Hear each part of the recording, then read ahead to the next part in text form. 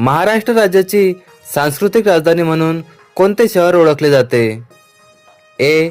छत्रपती संभाजीनगर, बी. Mumbai, C. Kolhapur, D. Pune.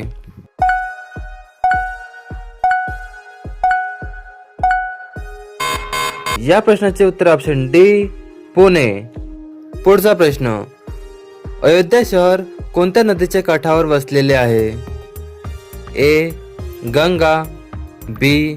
Gomti, C. Saryu, D. केन.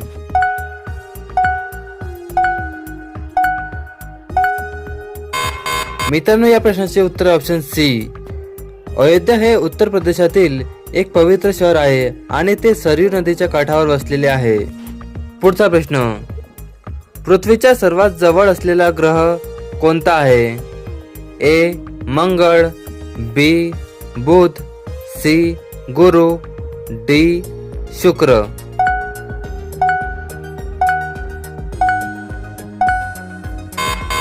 या प्रश्नाचे उत्तर ऑप्शन डी शुक्र. पुढचा प्रश्न, रामायणाचे रचनाकार कोण आहेत? ए. वेदव्यास, बी. गोस्वामी तुलसीदास, सी. महर्षी वाल्मिकी, डी. कालिदास.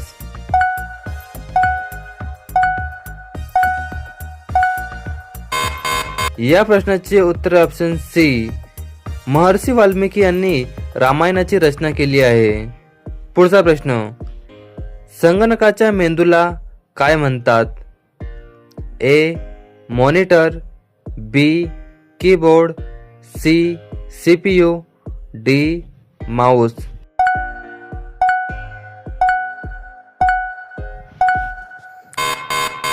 या प्रश्नाचे उत्तर ऑप्शन सी.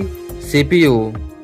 मित्रांनो, तुम्हाला व्हिडिओ आवडत असेल तर लगेच चॅनलला लाईक, शेअर आणि सबस्क्राईब करायला विसरू नका. पुढचा प्रश्न, छत्रपती शिवाजी महाराज आंतरराष्ट्रीय विमानतळ कोणत्या शहरामध्ये स्थित आहे? ए. मुंबई, बी. पुणे, सी. नाशिक, डी. बीड.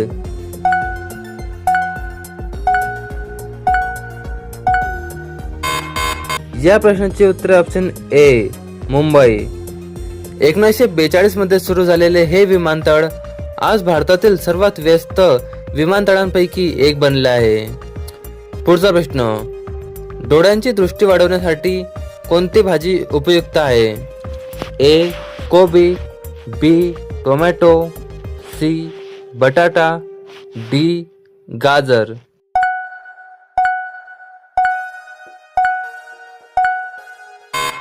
या प्रश्नाचे उत्तर ऑप्शन डी.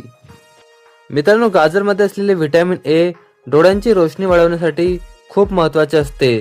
त्यामुळे गाजर खाणे हे डोळ्यांसाठी खूप फायदेशीर आहे. पुढचा प्रश्न, 2011च्या जनगणनेनुसार महाराष्ट्रातील सर्वात कमी लोकसंख्या असलेला जिल्हा कोणता आहे? ए.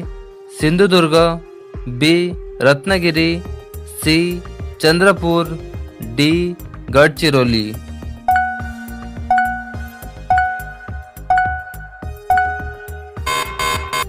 या प्रश्नाचे उत्तर ऑप्शन ए. सिंधुदुर्ग. पुढचा प्रश्न, कोयना धरण कोणत्या राज्यात स्थित आहे? ए. गुजरात, बी. Maharashtra, C. Karnataka, D. Madhya Pradesh.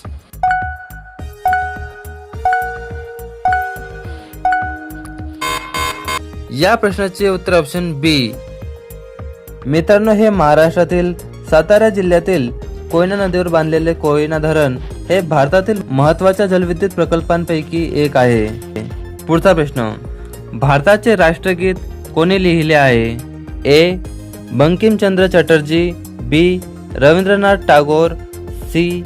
Mahatma Gandhi, D. Subhashchandra Bose.